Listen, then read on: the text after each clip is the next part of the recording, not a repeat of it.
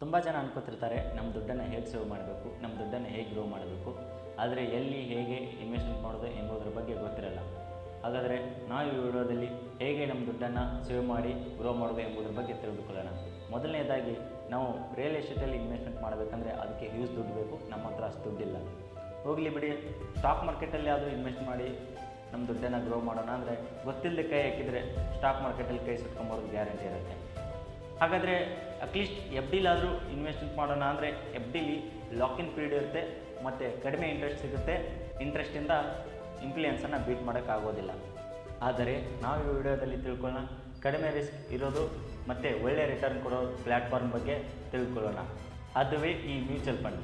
ಹಾಗಾದರೆ ಈ mutual fund ಹೇಗೆ ವರ್ಕ್ ಆಗುತ್ತೆ, ಈ ಮ್ಯೂಚುವಲ್ ಫಂಡ್ ಎಂದರೆ ಏನು ಎಂಬುದರ ಬಗ್ಗೆ ನಾವು ಈ ವಿಡಿಯೋದಲ್ಲಿ ತಿಳ್ಕೊಳ್ಳೋಣ. ಬನ್ನಿ ಸ್ನೇಹಿತರೆ, ಲೆಟ್ಸ್ ಗೋ ಟು ವಿಡಿಯೋ.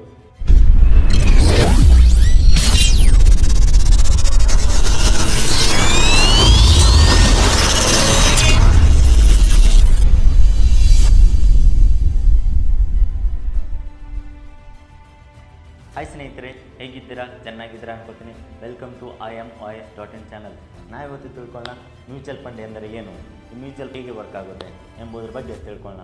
ಮೊದಲನೇದಾಗಿ ಮ್ಯೂಚುವಲ್ ಫಂಡ್ ಅಂದರೆ ಕನ್ನಡದಲ್ಲಿ ಇದರ ಅನುವಾದ ಪರಸ್ಪರ ನಿಧಿ ಎಂದರ್ಥ.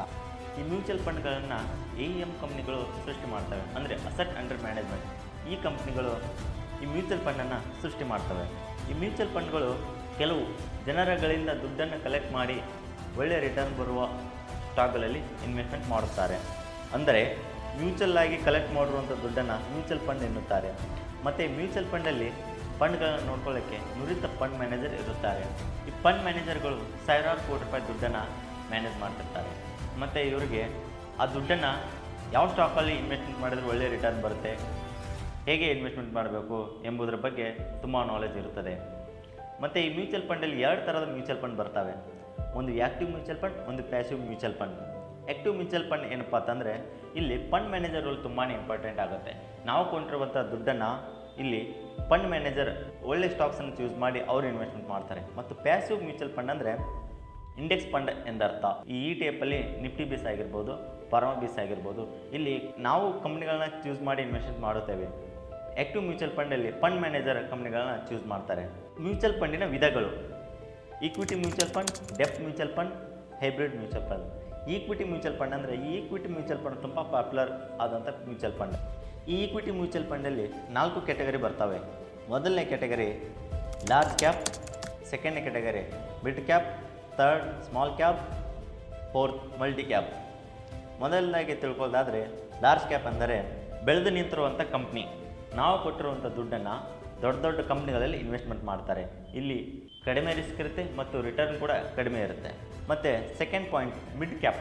ಮಿಡ್ ಕ್ಯಾಪ್ ಕಂಪ್ನಿ ಏನಪ್ಪ ಅಂತಂದರೆ ಇದು ಆಲ್ರೆಡಿ ಒಂದು ಹಂತಕ್ಕೆ ಬೆಳೆದು ನಿಂತಿರುವಂಥ ಕಂಪ್ನಿ, ಇನ್ನೂ ಬೆಳೆಯೋ ಸಾಧ್ಯತೆ ಇರುತ್ತದೆ. ಮತ್ತು ಇಲ್ಲಿ ರಿಸ್ಕ್ ಕೂಡ ಜಾಸ್ತಿ ಇರುತ್ತೆ ಮತ್ತು ರಿಟರ್ನ್ ಕೂಡ ಜಾಸ್ತಿ ಇರುತ್ತೆ. Third point small cap. Small cap ಅಂದರೆ ಈಗ ತಾನೇ ಮೊಳಕೆ ಹೊಡೆದಿರುವಂಥ ಕಂಪ್ನಿ, ಅಂದರೆ ಇವಾಗ ಕಂಪ್ನಿ ಬೆಳೀತಿದೆ.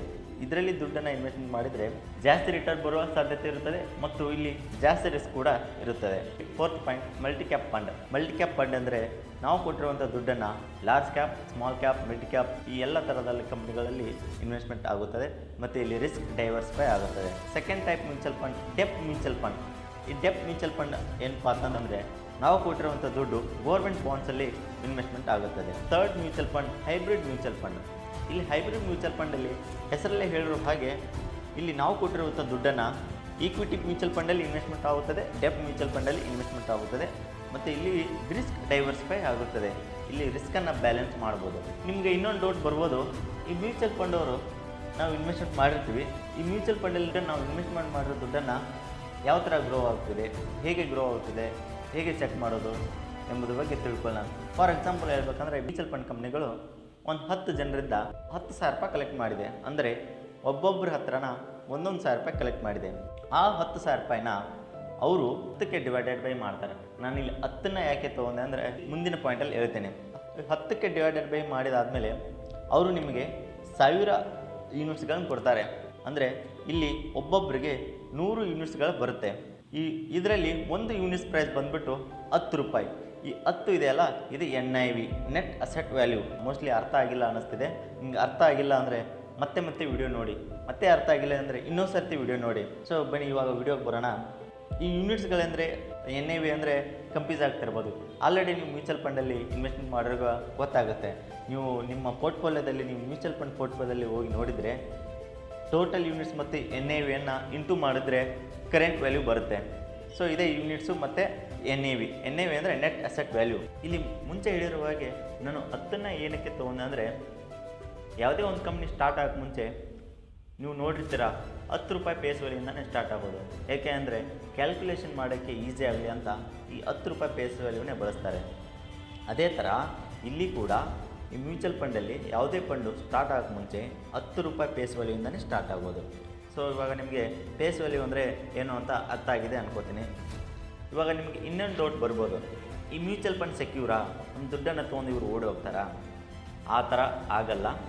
ಆ ಥರ ನಿಮ್ಮ ತಲೆಯಲ್ಲಿ ಏನಾದರೂ ಇದ್ದರೆ ಡಿಲೀಟ್ ಮಾಡಿ. ಹಿಸ್ಟ್ರಿಲೇ ಇತಿಹಾಸದಲ್ಲೇ ಮ್ಯೂಚುವಲ್ ಫಂಡ್ ಕಂಪ್ನಿಯನ್ನು ದುಡ್ಡನ್ನು ತೊಗೊಂಡು ಓಡಿ ಹೋಗಿರೋದು ಹಿಸ್ಟ್ರಿಲೇ ಇಲ್ಲ. ಏನಕ್ಕೆ ಅಂದರೆ ಈ ಮ್ಯೂಚುವಲ್ ಫಂಡ್ ಕಂಪ್ನಿಗಳನ್ನು ರೆಗ್ಯುಲೇಟ್ ಮಾಡೋಕ್ಕೆ ಗೌರ್ಮೆಂಟ್ ಆಫ್ ಸೆಬಿ ಇದೆ, ಅಂದರೆ security exchange board of India.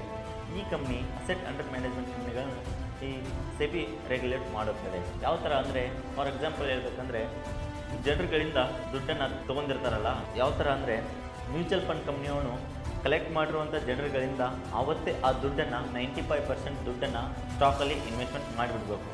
ಇನ್ನೂ 5% ದುಡ್ಡನ್ನು ಯಾವುದಾದ್ರೂ ಅಪರ್ಚುನಿಟಿ ಬರಬೇಕಂತ ಕಾಯ್ತಿರ್ತಾರೆ. ಈ ಥರ ಸೆಬಿ ಈ ಕಂಪ್ನಿಗಳನ್ನು ರೆಗ್ಯುಲೇಟ್ ಮಾಡ್ತಿರುತ್ತದೆ. ಸೊ ಹಾಗಾಗಿ ನಮ್ಮ ದುಡ್ಡು ಇಲ್ಲಿ ಸೆಕ್ಯೂರ್ ಆಗಿರುತ್ತದೆ.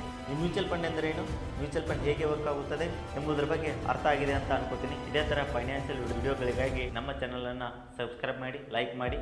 Thank you for watching.